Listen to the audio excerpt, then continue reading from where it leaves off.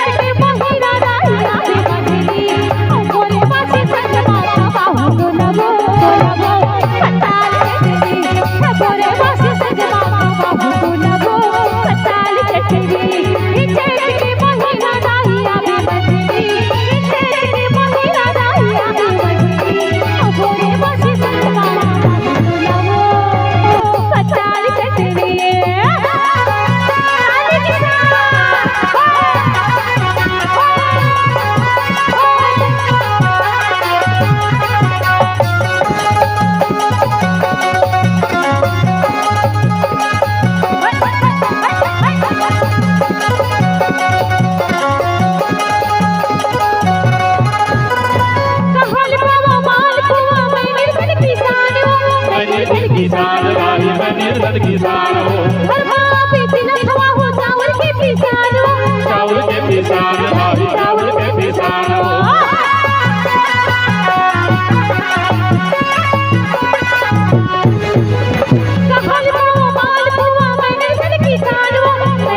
किसान राही बने किसान हो चावल के पिसान राही चावल के पिसान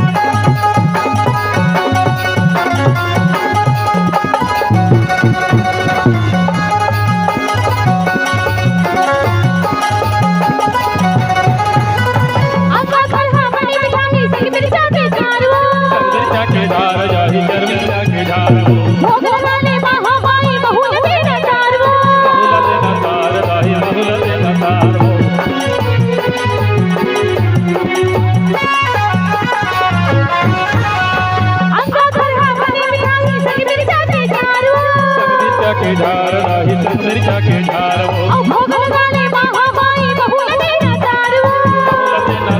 राही बहुल देना तार हो या मछली हो तेरे पास सजवा बहुल वो पताल चटनी हिचक के महीना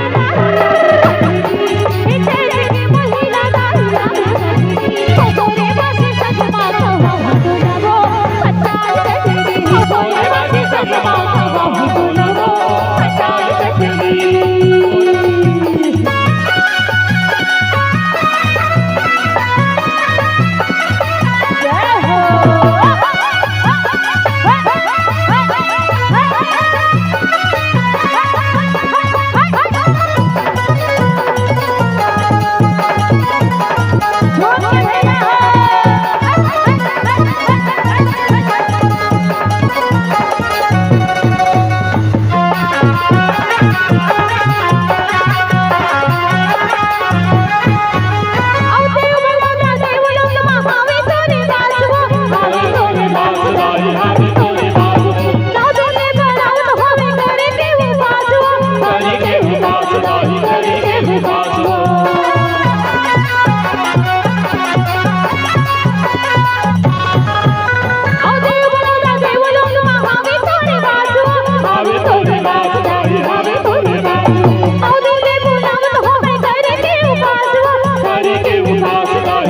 के उपास हो तया बेवजनी जय हो औ गोरे बास संग माघवा हुगुलवो पताल चचरी औ गोरे बास संग माघवा हुगुलवो पताल चचरी चैत के महीना नाहिया चैत के महीना नाहिया में मछली औ गोरे बास संग माघवा हुगुलवो पताल चचरी औ गोरे बास संग माघवा हुगुलवो पताल चचरी औ गोरे बास संग माघवा हुगुलवो पताल चचरी औ गोरे बास संग माघवा हुगुलवो पताल चचरी औ गोरे बास संग माघवा हुगुलवो पताल चचरी औ गोरे बास संग माघवा हुगुलवो पताल चचरी औ गोरे बास संग माघवा हुगुलवो पताल चचरी औ गोरे बास संग माघवा हुगुलवो